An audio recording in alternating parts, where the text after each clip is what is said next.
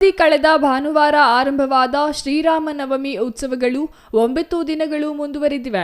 ಪ್ರತಿನಿತ್ಯ ಕೋದಂಡರಾಮಸ್ವಾಮಿ ದೇವಾಲಯದಲ್ಲಿ ಧಾರ್ಮಿಕ ಮತ್ತು ಸಾಂಸ್ಕೃತಿಕ ಕಾರ್ಯಕ್ರಮಗಳನ್ನು ಆಯೋಜಿಸಲಾಗಿದೆ. ಇಂದು ಸಂಜೆ 6 ಗಂಟೆಗೆ ಶ್ರೀರಾಮನವಮಿ ಪ್ರಯುಕ್ತ ನಗರದ ಪ್ರಮುಖ ಬೀದಿಗಳಲ್ಲಿ ಹೂವಿನ ಪಲ್ಲಕ್ಕಿ ಉತ್ಸವ ಅದ್ದೂರಿಯಾಗಿ ನಡೆಯಿತು. ಕಳೆದ 9 ದಿನಗಳಿಂದ ನಿರಂತರವಾಗಿ ನಡೆದ ಕಾರ್ಯಕ್ರಮಗಳಿಗೆ ಇಂದು ತೆರೆ ಬೀಳಲಿದ್ದು, ಏಪ್ರಿಲ್ 12ರ ಮಧ್ಯಾಹ್ನ 12:30 ಶ್ರೀ ಕೋದಂಡರಾಮಸ್ವಾಮಿ ಬ್ರಹ್ಮ ರಥೋತ್ಸವ ನಡೆಯಲಿದೆ. 12ರಂದು ಭಜನೆ ಸೇರಿದಂತೆ ಇತರೆ ಧಾರ್ಮಿಕ ಮತ್ತು ಸಾಂಸ್ಕೃತಿಕ ಕಾರ್ಯಕ್ರಮಗಳನ್ನು ಆಯೋಜಿಸಲಾಗಿದೆ.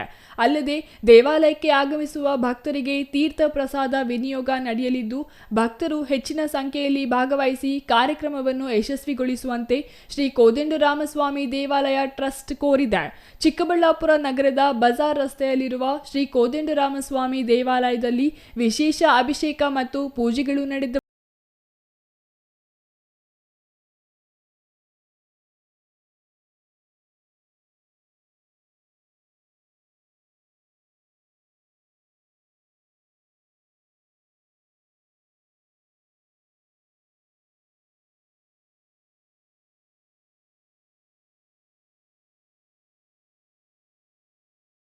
ಭಕ್ತರಿಗೆ ಪಾನಕ, ಮಜ್ಜಿಗೆ, ಹೆಸರುಬೇಳೆ ವಿತರಿಸಲಾಯಿತು.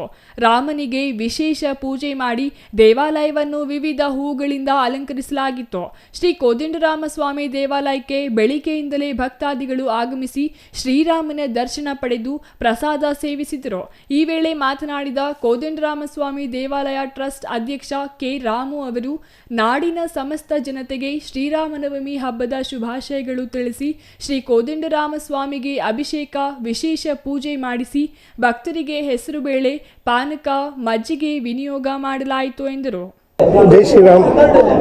ಎಲ್ಲರಿಗೂ ಸಮಸ್ತ ನಾಗರಿಕರಿಗೆ ಶ್ರೀರಾಮ ಹಬ್ಬದ ಶುಭಾಶಯಗಳು. ಭಗವಂತ ಎಲ್ಲರಿಗೂ ಆರೋಗ್ಯ, ನೆಮ್ಮದಿ, ಸಕಾಲ ಎಲ್ಲ ಕೊಟ್ಟು ಕಾಪಾಡಲೆಂದು ಆ ಶ್ರೀರಾಮನಲ್ಲಿ ಪ್ರಾರ್ಥಿಸುತ್ತಿದ್ದೇನೆ.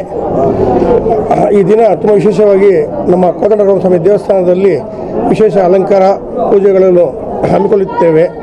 ಬಂದಿರುವ ಭಕ್ತಾದಿಗಳಿಗೆ ಪಾನಕ, ಮಜ್ಜಿಗೆ, ಪ್ರಸಾದ ಎಲ್ಲವನ್ನು ಕೊಟ್ಟು ತುಂಬ ಸಂತೋಷವಾಗಿದೆ ನೋಡಲಿಕ್ಕೆಲ್ಲನೂ. ಸದಾ ಹೀಗೆ ಎಲ್ಲ ದೇವಸ್ಥಾನಗಳಲ್ಲಿ ಎಲ್ಲ ಕಡೆ ಈ ಥರ ಶ್ರೀರಾಮನಿಗೆ ನೈವೇದ್ಯ ಪೂಜೆ ನಡ್ಕೊಂಡು ಹೋಗಬೇಕು ಅಂತ ಆ ಭಗವಂತನ ಪ್ರಾರ್ಥಿಸ್ತಾ ಇದ್ದೀವಿ. ಹಾಗೆ ಈ ರೀತಿ ಸಂಜೆ 6 ಗಂಟೆಗೆ ಇಲ್ಲಿ ಹೂವಿನ ಪಲ್ಲಕ್ಕಿ ಇರುತ್ತೆ, ಮೇನ್ ರಾಜಬೀದಿಗಳಲ್ಲಿ ಮೆರವಣಿಗೆ ಇರುತ್ತೆ. ಮತ್ತು ಹೀಗೆ ನೆಕ್ಸ್ಟ್ ಶನಿವಾರ ಬ್ರಹ್ಮೋತ್ಸವ ಇರುತ್ತೆ.